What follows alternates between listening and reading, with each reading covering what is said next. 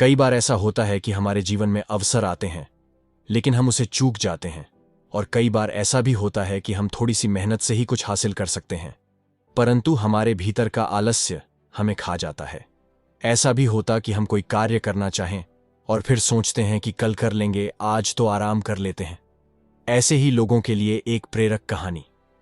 एक बार की बात है कि एक आश्रम में एक शिष्य अपने गुरु का बहुत आदर और सम्मान करता था, परंतु पढ़ने और काम करने में बहुत आलसी था। हालांकि वह कार्य करता जरूर था, परंतु दीर्घसूत्री था।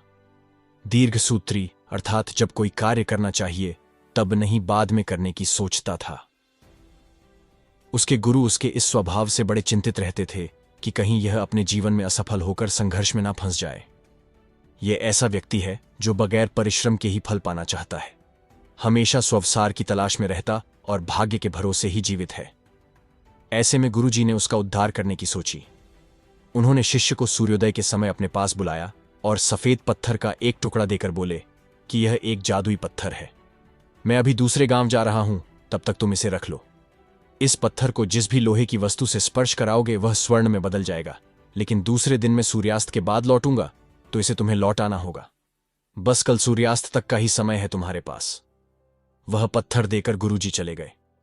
यह सुन और देखकर शिष्य तो बड़ा ही खुश हो गया, परंतु आलसी व्यक्ति की सोच भी बड़ी आलसी होती है। उसने आज का दिन कल्पना करने में ही बिता दिया कि मेरे पास इतना सारा स्वर्ण होगा तो मैं क्या क्या करूंगा। मैं हर तरह से सुखी, समृद्ध और संतुष्ट रहूंगा। मेरे आसपास कई नौकर चाकर होंगे, ऐसा होगा वैसा होगा। बस इसी कल्पना में उसने पूरा दिन गुजार दिया। फिर दूसरे दिन जब वह प्रातःकाल उठा तो उसने सोचा कि आज तो स्वर्ण बनाने का अंतिम दिन है। सूर्यास्त के समय तो गुरुजी लौट आएंगे। आज तो इस पत्थर का उपयोग करना बहुत जरूरी है। हालांकि अभी तो पूरा दिन पड़ा है। घर में तो बहुत कम लोहा है, इन्हें तो बाद में देखेंगे। पहले तो मैं बाजार से लोहे के बड़े बड़े सामान खरीद कर ले आता हूं। लेकिन कौन से सामान खरीदूं? ऐसा सामान खरीदना होगा जिसमें भारी लोहा हो। लोहे के खंभे तो कहीं ना कहीं मिलते होंगे। नहीं, खंभों को तो घर पर लाना मुश्किल होगा।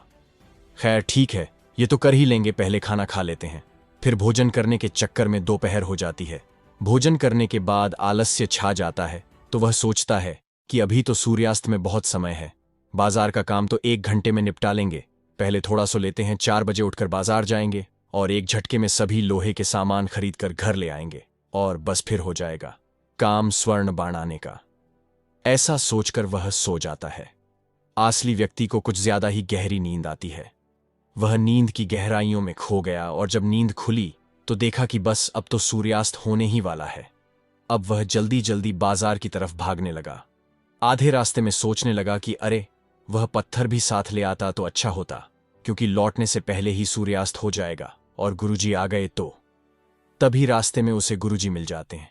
उन्हें देखकर वह घबरा जाता है और उनके चरणों में गिरकर कहता है, क्षमा करना गुरुजी, उस जादुई पत्थर को 1 दिन और मेरे पास रखने दीजिए। लेकिन गुरुजी कहते हैं कि नहीं, यह नहीं हो सकता। अब तुम अवसर चूक गए। गुरुजी के मना करने के बाद शिष्य का धनी होने का सपना चूर चूर हो गया।